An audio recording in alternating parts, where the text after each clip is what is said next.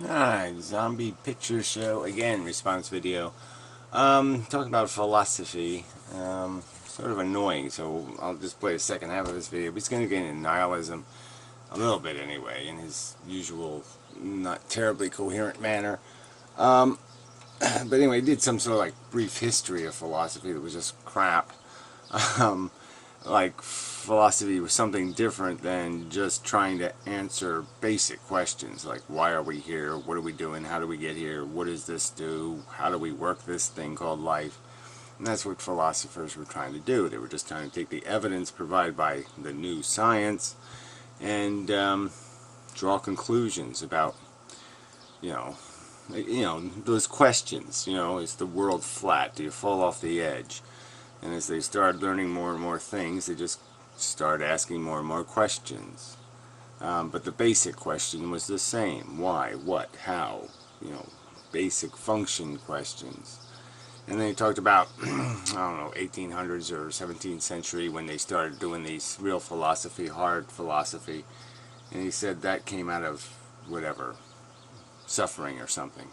And that's bullshit too, because it's the elitists who did all the philosophizing, and even the elitists couldn't find meaning, substantial meaning, big meaning. All they could find was simplistic answers like, don't take any wooden nickels, there's always a silver lining, some kind of silly cliche to try to get through it. And in this process is the religion thing, which is just a bad addiction. Religion is just, it was a bad idea. People got glued to it because it was familiar, and that's it. It's like, you can imagine it in all kinds of places. Like the people on Easter Island, there was probably some of them said, can we make these heads look a little different? And then there was a bunch of people who said, no, no, no, I like them, don't change them.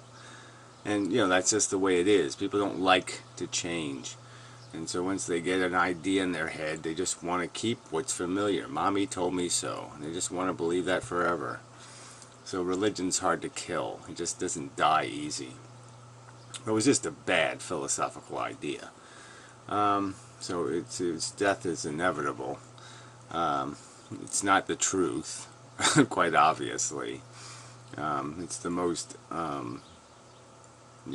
evidentially deprived theory of anything that exists. I mean, there's no theory more, that lacks evidence so preposterously, and yet it's held by so many. I mean, religious theories are so incredibly stupid.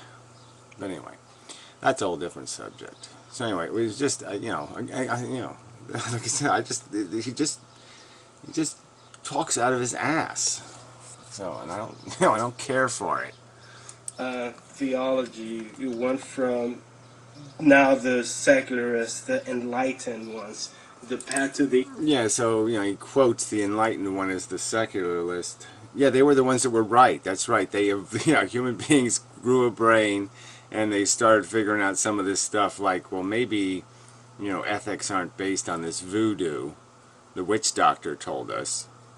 And we don't need to throw bones, and we don't need to chant, and we don't need to do rituals, and we don't need to do superstitions.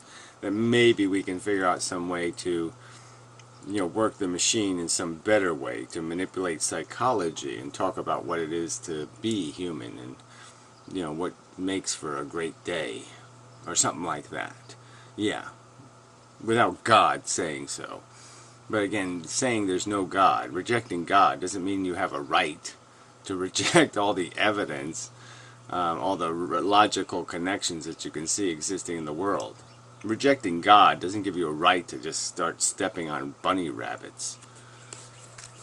The enlightened, the bright ones, the atheist, secularist, if you will. And maybe... Yeah, so all this disdain for what? The realization that fables aren't really great philosophy? Wow.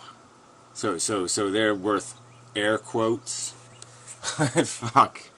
Maybe, I don't know, maybe the future will be rational Diogenesism, because I believe he said it best. If you don't know, shut the fuck up. And no one knows.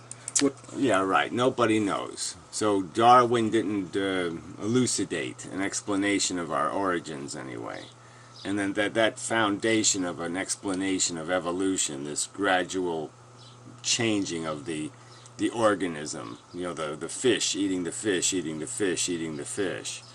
That idea, that understanding of that's the bastard source of us. That's what the machine is made to do. Can we make it do something better than that? And yeah, I mean, yeah, whatever. We're just speculating. Well, we're not just speculating. There's speculation based on evidence and speculation based on bullshit and pull out of your ass nonsense. And I don't think it's a bizarre bit of speculation to say something simple like, oh, okay, yeah, we have this consciousness because it was a good weapon in a gladiator war for survival. But maybe it can do better than that. Maybe it can do a lot better than that.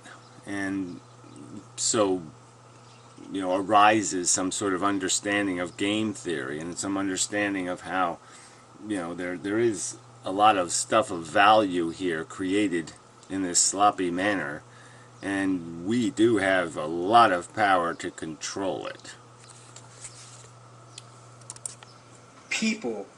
What people don't see, and here's the most interesting part, what people don't see is that philosophy is filled with hope. It really is, because hope, it's all it's got.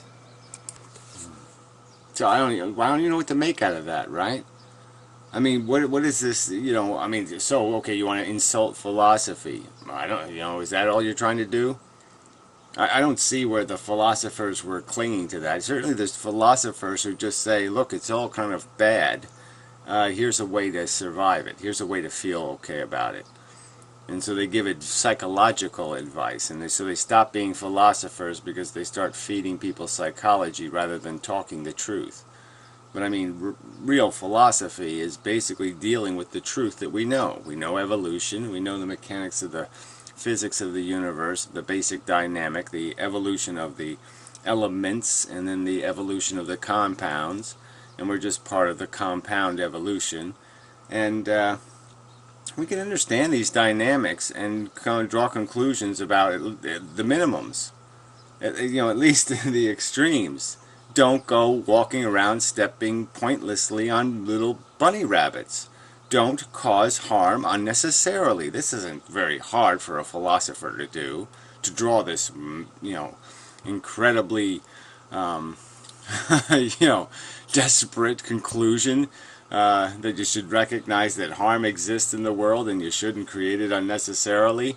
Wow. That took a lot of intelligence. I don't think so. What it takes is a lot of freedom from misinformation and nonsense. If you're free of bullshit, it's pretty easy to figure out that there's not much going on here except for feel bad, feel good. And you should make more things feel good and less things feel bad. Wow. There. Moral philosophy. Complicated. Not. Philosophy answers, or the philosophical answers, are absolutely unsolvable. So again, unsolvable. What questions can't we answer? What important question can't we answer? The only questions we can't answer are the unimportant ones. They're the ones that are totally irrelevant. The ones that have nothing to do with any practical advice we can give ourselves. All the stuff we need to know, we know. There's no, it's not that complicated. Our origin isn't that complicated. There's a physical structure to energy. Energy gets in certain circumstances where, apparently, on planet Earth at least one time, it can create a bizarrely eccentric complexity because of this replication mechanism. There. That's the dilemma. What's the big deal? The answer is it doing anything really functional besides creating need, want, the problem of there needing to be something fed, hunger. It's a hunger game. for every question that philosophy has ever proposed, they're absolutely unsolvable. Says you. See, this is the part that's just so irritating. You say so. What do you mean it's unsolvable? Show me the question that's unresolvable. Show me the question that's relevant and meaningful that can't be resolved with an answer, a definitive, provable, demonstratable. Hey, that's just the way it is, fucktard. Answer. They are literally unsolvable. No, what you should be saying, perhaps this is a language thing again, is the dilemmas of what we have revealed philosophically, which is that we are just pawns, just victims of an insidious machine that just grinds up little experimental machines. Little experimental machines are forced to fight each other, and they just grind each other up in this stupid game being played by this dumb force of natural selection created by this mechanism of replication. And that's a dilemma that doesn't have a solution. There's no fairy godmother to make it all better. It just sucks. It sucks that that's the game. But that's a dilemma. That's not an unresolvable question. And for every fucking hypothesis, not theory, hypothesis that philosophy has, there's an end to that sort of hypotheses. Nihilism, you have emotionalist, you talk. Well, again, it says you. So again, you just make no distinctions between the credibility of somebody who believes in UFOs and somebody who doesn't, or any of these other. No, there's lots of evidence about what truth has credibility and what truth theories have no credibility. I mean, I'm proposing the bizarre truth theory that sentient beings are in qualitative states of good and bad, and that we should have more in good states and less in bad states. And ideally not even bother making them because they can't really do anything truly productive. They can only clean up the mess they make. There, what are you going to do with that hypothesis? How are you going to nihilistically blow it up? I don't think you can with anything called reason. I don't think you can make us unsentient with any kind of rational argument. I mean, you're certainly not going to tell me I'm not, because I'm personally experiencing sentience. So you're not going to tell me it doesn't matter, it doesn't exist. Fuck you. Totalitarianism, there's Ludus saying, fuck the machine. We're against your machine. We're against your future machines. Oh, fuck you. And of course you have feminists against MRMs. Oh, shut the fuck up, Bradley. Just shut the fuck up. Oh yeah, like this is useful, right? That these you asshole nitpicker naysayers, you can't even deal with an argument that no one's even forcing or dragging you into, right? And you're gonna bitch because people are dealing with some kind of real problem, real problems of inequity in the fact that because of the design mechanism, there's all kinds of fundamental built-in inequality, inequality that needs to be resolved with some kind of justice, and you're gonna mock that. Fuck. Up and eat your tacos. Fuck, it's bullshit on bullshit, bullshit after bullshit. You mix bullshit with bullshit and you get fucking bullshit. And and that's what I'm going to say to this this vacuous explanation of how it all doesn't matter. Is it nihilism? No, sorry. It does matter, shithead. Okay, there's a real qualitative impact. Rabbits do squirm and suffer when you step on them. Human beings go through conscious states, and some of them are significantly bad. You've used words like horrific. Why don't you, if you're going to be a real nihilist, why don't you take these words out of your vocabulary? Because you don't acknowledge their meaning. The conclusion is that philosophy is all about inflated egos. Well, that's your conclusion, and again, there's it's just like you brought up a subject, right, or feminism. In every issue, there's people who count themselves as part of the group who are toxic. Okay, they have nothing good to contribute. Okay, even you could argue that there are Islamic people who are pacifists. There are. Okay, and so it's a weird. You end up with a mixture of people that seem to have very contradictory ambitions. So yeah, there's philosophers who are full of shit because they're talking psychology. They're talking about hope or that kind of crap. And then there's philosophers who are talking about reality and doing it in the context of completely acknowledgeable proofs of evidence. You're right, I'm wrong. Philosophy is all about inflated egos. Case in point, if you point out the fallacy of a certain argument, well, you'll have, for example, Mendel says you, well, okay, that says a lot. That's not childish. Oh, well, I'm sorry. You come up with a vacant explanation of how somehow I can't make a comparison between this bottle existing and the bottle not existing. And then people will make idiotic arguments. Well, the non-existent bottle doesn't have any properties, therefore it can't be something you compare it to. Well, of course, the universe has properties. So the universe's properties change when this doesn't exist anymore. Okay, the properties of the universe change, and we can describe the change in the properties of the universe. Again, it's about the something. It's not about the nothing. The nothing just makes the something visible. It's the frame that you're looking at the something in. It's the thing that gives the something. It's you can recognize the something because it's not the nothing. So again, so you're the one with the preposterous theory that somehow this doesn't really exist because if nothing exists, then this can't exist because this is distinctly different from nothing. And if you can't make that recognition or that distinction, then you can't see anything. How do you identify anything? Shit. At all, right? But anyway, there's an honest movement going on. There's an actual honest movement going on. That when in the 1800s, mid 1800s to the early 1900s, pessimism was born. Pessimism was born out of necessity. Pessimism was born out of oppression. Yeah, right. By a bunch of elitist philosophers.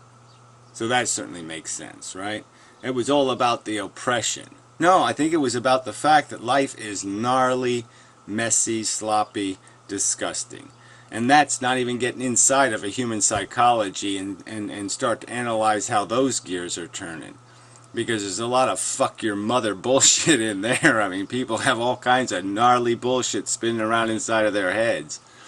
I have it. I mean, would you invite somebody into your head? Oh yeah, come on in, walk around in here. I'm not going to be embarrassed by any of it. I mean, really? No, there's a bunch of just completely insidiously monstrous, horrid, scheming and conniving and just ugly shit inside our psychology. And yes, human beings became articulated enough to start describing what's in their fucking head. They're at least describing the doors they don't even want to look at. They don't even want to open them and really look at them and describe what's behind them because it's so fucking disgusting. Twitchy anuses and shit. Ooh. And then this oppression, out of the oppression of libertarianism, for example, Marxism, just out of oppressed people, this fucking society was born. This movement was born. This movement was called nihilism from Mother Russia. Yeah, well, you want to blame the Russians? That's your business. I'm not even going to go there. But whatever. There is. If you want to say nihilism is a philosophy, fine. I'm going to say, you know what? Just like your argument, I'm going to say it's nothing. It's the unphilosophy. It's the super cop-out. It's the pussiest move you can goddamn make, is to say, oh, there's no God telling me what reality is, so I'll just pretend I can make it all the fuck up. I mean, what the fuck is that? And true nihilism, hard nihilism, yet you just basically deny everybody else's consciousness and say you're the only thing that matters in the universe. I can't prove that other thing feels. I can't prove that little twitchy rabbit I just stomped on actually has a conscious experience, so fuck it. I'll do whatever the fuck I want. And you're going to defend that as a philosophy? And you're going to sit there and point your finger or ridicule anybody else when you're doing what a fucking 4-year-old can evade the truth like that. That's the behavior of a 4-fucking-year-old to run away from reality.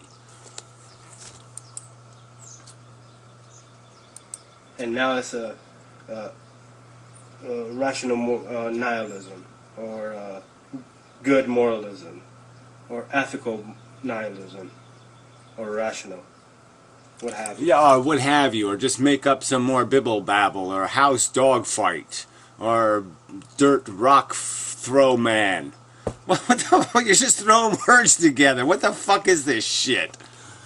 Ugh. But I think nihilism is the way to go. Oh yeah, it's worked for me personally. Being a selfish motherfucker works for me personally. So yeah, I guess you all should maybe buy my book, How to Be a Motherfucking Dumb Cunt. Yeah, three super ways to do it. Deny all evidence, pretend you're super cool, and pretend you're super cool. Yeah, that's my philosophy. $5.99 in paperback. Fuck you. Because this nihilism was born out of the oppressed state of the people. No, it was born out of selfish cuntery. How do I get mine? Period. Fuck everybody else, everything else. I'm going to pretend they're not conscious. Yes, and I'll call it a philosophy of denial. I mean, it's more disgusting than the stupid, idiotic God fable is the everything doesn't matter fable. I said, fuck this. I'm not gonna be told what to do. I'm not a slave anymore. Oh, there you go. See, it's all about you. It's all about, oh, their God is making rules, and their society is making rules, and these people are telling me there's such a thing as being responsible and being ethical. Well, I don't want to have to deal with any of that. Okay? I mean, I got a whole bunch of raping and pillaging I want to do. Why do I want to be bothered listening to this crap about how I'm unproductive? Because, oh, what? Because I made a bunch of people suffer? I'm unproductive? Fuck you. I mean, this is like I said, I mean, most 7-year-olds are going to throw up if they said, oh, that's my philosophy. Be an asshole. If you're stuck, nature's going to force you to have an asshole, so you might as well go asshole all the way. That's all you're saying. Okay, because one piece of you sucks, your selfish bitchery, I'll just make the whole thing suck. I mean, it's the philosophy of suck. Fuck you. Fuck you. Fuck the system. Fuck your values. Oh, the system. Oh, the system that says rabbits go squeaky, squeaky, ouch, ouch. Oh, the system that says you have to be fair in your interactions, that you might want to do something like play by rules that make the game playable. Oh, my fucking God. Yeah, justice, fairness. Oh, no, we can't figure that out. Yeah, isn't that just amazing? Because you can't play the game honest. That's all this nihilist shit comes from. People who can't play the game straight up, so they have to fucking engineer a cheat. How can I fucking cheat? How can I keep the lead in my bat? Because I can't hit the ball worth shit without fucking putting it in there. I can't beat the guy honest, so I'm going to have to figure out a way to tie him to the fucking curb. Fuck you. Shit. What is pressing a button gonna do? But just, okay, fuck, I cannot solve the problem, but I'm just gonna press this button. Yeah, pressing the button could be metaphor to 9 million different things. Like there's a steamroller running amok. What is turning the ignition key off going to do? Well, it's going to stop the steamroller from running amok. Yeah, that's what it's going to do. I mean, so, again, don't even try at all. Don't even try at all. And then tell me honestly that if I could, just shrink myself and go fly right inside your little brain. That I'm going to say, oh, I can see that that was a completely honest expression of his. He really doesn't believe that turning the engine off or curing the disease by wiping out the microbe or doing something else that's, yes, it's decisive, it's no fun, there's nothing great about it. Shooting the rabid dog. Okay, ugly, disgusting, but the right thing to do. You're going to honestly tell me if you think that's not the right thing to do? What's shooting the rabid dog going to do? You're going to mock the idea of putting the rabid dog out of its misery and out of its threat to society? That's just preposterously silly, stupid idiocy?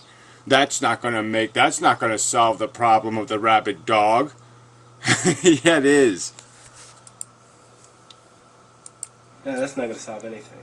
What is going to solve something is looking at the problem and dissecting the problem so you can actually understand every fucking section and say, now I could figure it out. Now I could fucking solve it instead of, oh yeah, and how are you doing any of that? And how have you refuted the basic theory presented that explains exactly that? It lays it all out. This is evolution. This is what matter does. In very rare cases, matter does this replicating thing that turns on this idea of natural selection. Natural selection runs, but if things start getting intelligent, they're going to be smarter than the system designing them. The pieces on the chessboard are going to get smart enough to know they're being gamed, they're being fucked, they're being abused, okay, and they're going to start changing the game rules. No, you're right, I'm wrong. Fuck you. Fuck you. But out of this bullshit, nihilism was born. Out of idealism, nihilism was born. And what does that even mean? Out of idealism. I mean, that doesn't even make any sense. You blow up at all of reality because you're an idealist. You blow up all notions of value judgment. No. Sorry. That has no sale. Idealism is philosophy. It's how the things should be. Maybe you should behave this way and not that way because it hurts my feelings. Fuck your feelings. Well, that's brilliant. Look at reality. Nihilism says look at fucking reality. Reality doesn't fucking care about you. Fuck you and your emotions. Fuck. Yeah, well, guess what? We already could figure that out thousands of years ago. People could write golden rules because they could already figure out that you're not the center of the universe and that there is this value exchange between people and that you're not going to win by oppressing things that are your equal. That just isn't going to work. That kind of cannibalism is not going to be anywhere near the definition of productive. It's going to be right next to the definition of destructive, unproductive loser. Nihilist loser. Fuck you and everything that you fucking stand for. Just say no to the fucking system. Say no to eating meat. So that doesn't even make any sense at all, right? Why would a nihilist say no to eating meat? No, a nihilist would say yes to eating babies. Say yes to whatever. You know, fucking anything that moves, as long as you can get away with it. You don't even understand the words you're using. Nihilists don't have any reason to stop eating meat because they don't acknowledge the existence of the welfare state of the thing being abused. I mean, nihilism is not an ethical philosophy. It's a philosophy of the destruction of all ethical notions. Not just religious mandates, but all ethics, all notions of fairness, equity, justice can't exist in nihilist philosophy by definition. Or say whatever, just... Anyway, I think moral nihilism, or even... selfish country. Existential nihilism is the Selfish country. way to go. Selfish cunt, selfish cunt, you're a flapping selfish cunt, you're a flapping selfish cunt. A big, flabby, juicy, wet, Marx said slimy, this when he said mucus-covered, skanky, capitalism is futile. bacteria-rich, skanky, flapping Yeah, that's all I cunt. have. Thank you Fuck for watching. It you. was a lot of Fuck great you shit. in your skanky cunt that you're calling a mind. Shit. Yeah, take that goo, that slop, that stench someplace else, bud. So, as you stated, fuck you. It's